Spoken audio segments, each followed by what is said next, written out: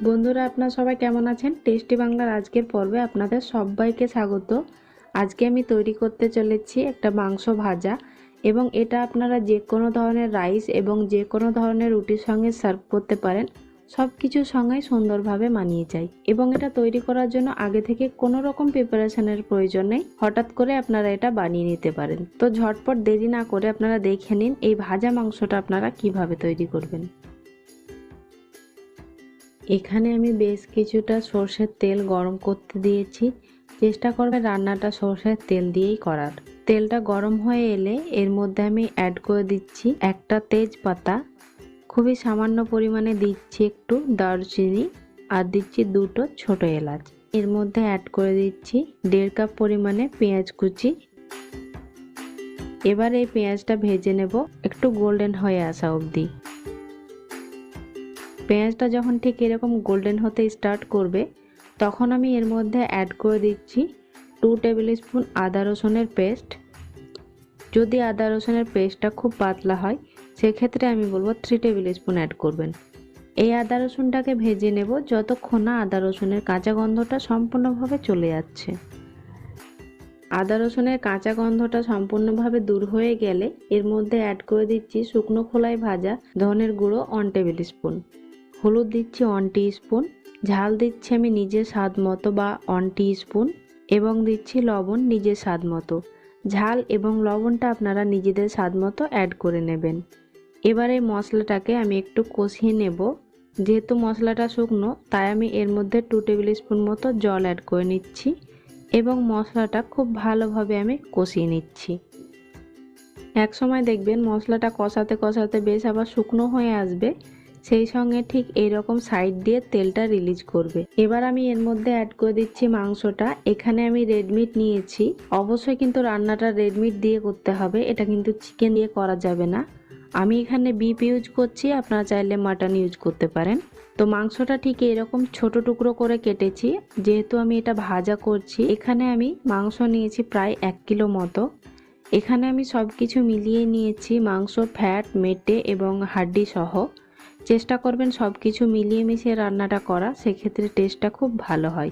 এবার এই মাংসটা খুব ভালো করে মশলার সঙ্গে নেড়ে চেড়ে কিছুক্ষণ ধরে কষিয়ে নিতে হবে। 2-3 মিনিটের মধ্যে দেখবেন মাংসের কালারটা বেশ একটু চেঞ্জ হয়ে আসবে।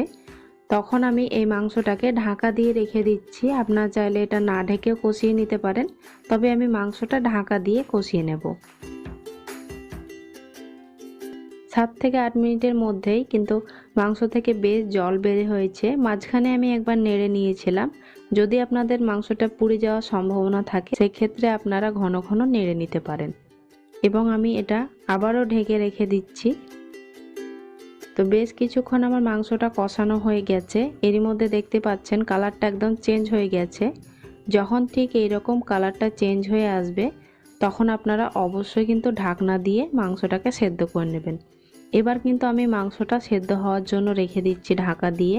যেহেতু এটা আমার ফ্রোজেন মাংস, তো খুব বেশি সময় লাগবে না সেদ্ধ হতে। যদি আপনাদের প্রয়োজন হয়, অবশ্যই কিন্তু জল অ্যাড করে আপনারা মাংসটা সেদ্ধ করে নেবেন।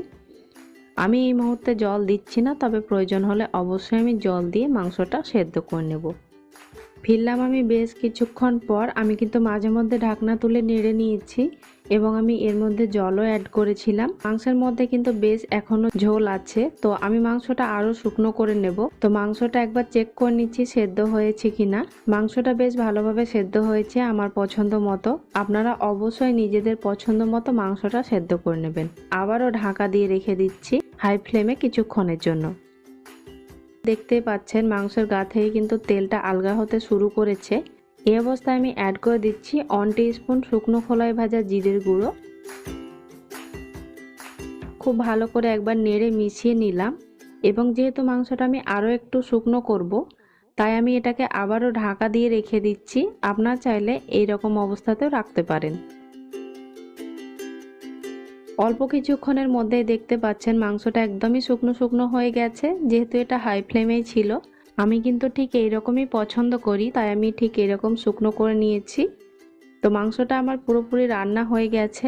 এবার আমি গ্যাসের ফ্লেমটা অফ করে দিচ্ছি, এবং আমি আপনাদের এবার মাংসটা একটু সার্ভ করে দেখাচ্ছি। তো আপনারা দেখতেই পাচ্ছেন যে মাংসটা কেমন হয়েছে। মাংসের মশলাটা সম্পূর্ণ একদম গায়ে লেগে আছে এবং তেলটা একদম মাংস থেকে আলাদা হয়ে আছে। আমার ঠিক এই রকমই পছন্দ। এবং এই মাংসটা আপনারা যে কোনো ধরনের রাইসের সঙ্গে খেতে পারেন, আবার যে কোনো ধরনের রুটির সঙ্গেও খেতে পারেন। সব কিছুর সঙ্গেই এটা সুন্দরভাবে মানিয়ে যায়। আপনারা এইভাবে ট্রাই করতে পারেন এবং খুবই সিম্পল এবং সহজ রেসিপি। তো আশা করছি আজকের এই রেসিপিটা আপনাদের পছন্দ হয়েছে। রেসিপি পছন্দ হলে একটা লাইক করবেন। প্লিজ এই চ্যানেলটিকে সাবস্ক্রাইব করে আমার পাশে থাকবেন এবং পাশের বেল আইকনটি অবশ্যই ক্লিক করবেন।